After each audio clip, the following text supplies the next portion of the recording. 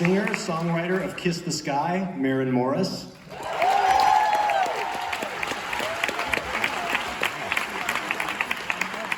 Our brilliant composer, Chris Bowers.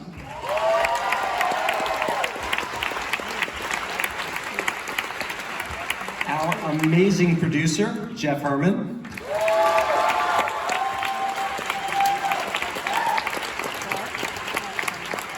The voice of Vantra, Stephanie Hsu.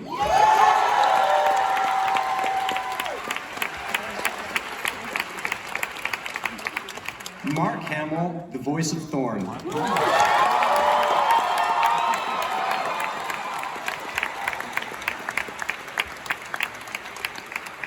She's the voice of Pigtail. Please welcome Catherine O'Hara.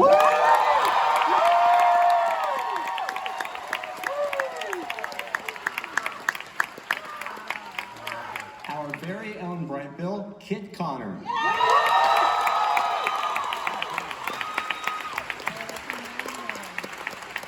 And finally, the heart and soul of ROSM 7134, Academy Award winner, Lupita Nyong'o.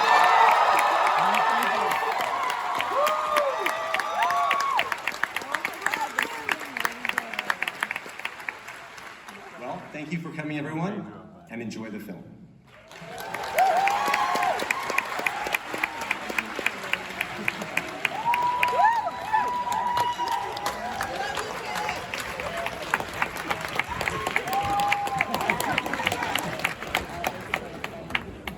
Welcoming the director of The Wild Robot, Chris Sanders, and the stars, Lupita Nyong'o, Kit Connor, Catherine O'Hara,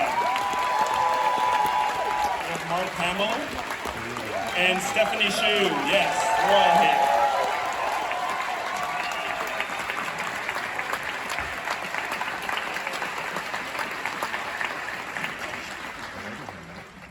Congratulations on a beautiful, beautiful movie. It's sweet, it's funny, it takes you on such a journey.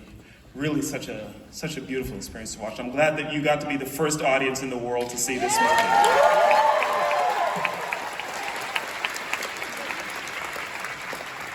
Chris, I want to begin with you. This is a series of books that a lot of people would now know. Families would be reading them over and over again as you do to your kids. And kids and even parents begin to have images in their minds already. So when you're creating the film, how are you reimagining the world visually and in all the different ways that you need to?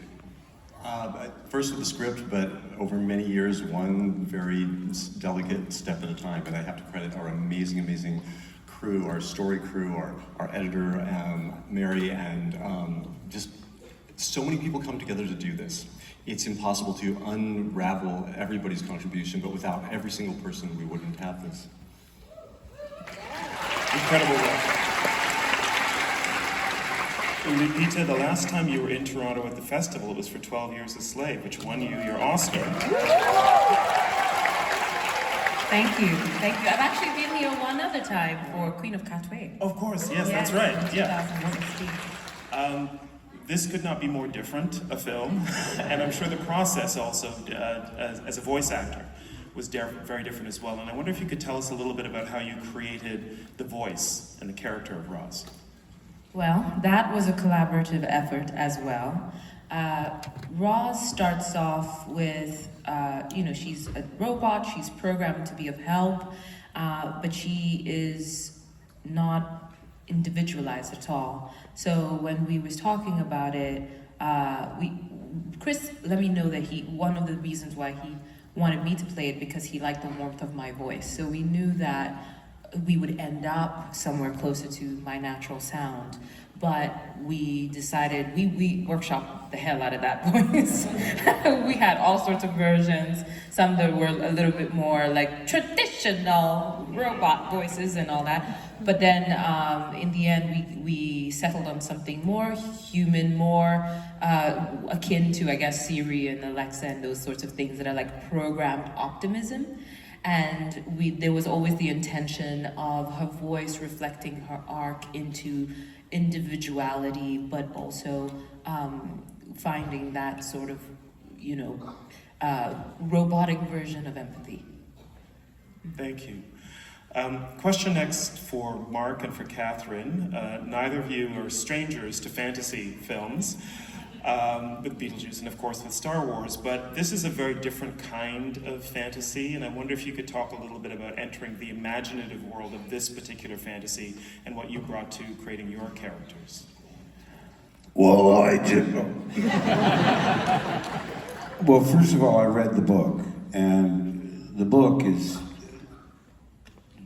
just as amazing as the film. I didn't know at the time. I thought if they can capture even a small percentage of the appeal, it's such a winning story. It you know, runs the gamut of emotions and tells such a compelling story. I mean, it's the ultimate fish out of water story of this high-tech robot dropping into the wilderness and how they deal with one another. But, you know, I mean, you can only imagine so much in your head. And when you see in the film, the casting, especially for the youngest animals, it's just so adorable. And the expressions they make, and, you know, I mean, you see, 5,000 animals flung into they land in the ocean. You know, you don't want to imagine any harm coming to them, but I couldn't be prouder to be even a small part of it. I feel the same. I think I got into it by meeting Chris and Jeff, and them showing me drawings. And I think if any of you saw those drawings, you'd say, yes, please. I am a possum mother. Just so beautiful. I just saw in the movie, hand-drawn. You talk about how, you know, it's CGI, but it's not, it's hand-drawn, it's analog. Beautiful. Sorry, you explained that, because obviously I don't know the terminology. But I do appreciate the beauty. It's just so, everything about it. I too am really proud to be part of it. Thanks. Kit and Stephanie, I wanted to ask you about creating, in one case, one of the animal characters, in another case, one of the mechanical characters, and different kinds of approaches, I think, to what you would bring to the voice acting, I would presume. Can you talk a little bit about how you crafted that and got to the final result? Yeah, I'd say probably one of the most fun things about the job was coming in over the process of a couple of years and working with Chris and Jeff and everyone on it to work out just how much of an animal this character is and how much he's influenced by Roz and the slightly more robotic tendencies in the voice. And it was incredible to just kind of see the character change over the process. And it was also so helpful for me to see the visuals of the film progress and see it go from drawings to these beautiful, beautiful animations and really see the characters come to life. So, yeah. Thank you. And Stephanie? Yeah, I mean, Chris is so amazing and has had and has all the vision in his mind. And, you know, we really found together this idea of a villain that is so chipper that it's like uncomfortable, like white bread, you know, if your microwave could talk. And I remember like one of my favorite parts of the process was when he showed me drawings and also when they started to animate Vantra for the first time and these tentacles came to life. And then when we continued to record, all of a sudden that was new information for me that sort of happened in the middle. We're like, oh, now we can kind of do this. And what does that sound like? So it was a really beautiful sort of symbiotic collaborative process that happens over a long period of time. But hats off truly to Chris and his vision of bringing this to life. Kindness. The line that got me was kindness as a survival skill. I mean, that really made a big impact on me. And really a lesson I think we could all use. Exactly. Now, You know, in a divided country, well, not so much Canada. Lucky you. But what we're going through in the United States, we need things that we can all relate to, that everyone agrees with, and this is such a positive, unifying film. It's, you know, its message doesn't hit you over the head, but by osmosis you realize that all that we have in common is much more than that divides us.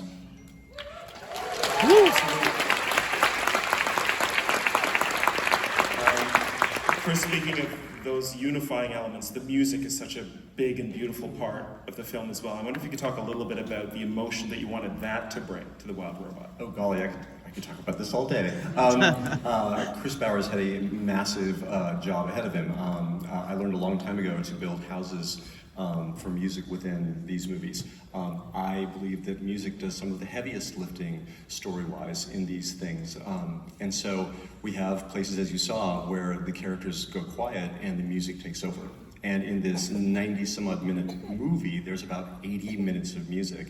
And we met with Chris throughout. He started early and worked so incredibly hard. And I you know, obviously you've seen it, so you understand. Like, it's one of the biggest voices in this whole film. I put a premium on music, and I just so believed in Chris, and he so came through and went above and beyond what my wildest dreams were, I think, sonically for this entire thing. So hats off to Chris, and I need to carve a tree into his head. Thank you. Listen, before we go, I can't help but ask about your robot-influenced attire today. These incredible shoes and your jacket as well. Can you tell us a little bit about that? I'm not sure if this was appropriate. I feel like maybe I should be introducing a prize fight. I wasn't really, I was like, is this good or not? Yeah. So I tried to go with the robot plus the floral theme as well. Absolutely beautiful. Listen, thank you so much for bringing the Wild Robot to Toronto. Thank you for being the very first audience to see it. Please join me in thanking Chris Sanders, Lupita Nyong'o, Kit Connor, Catherine O'Hara, Mark Campbell, and Stephanie Chu. Thank you all.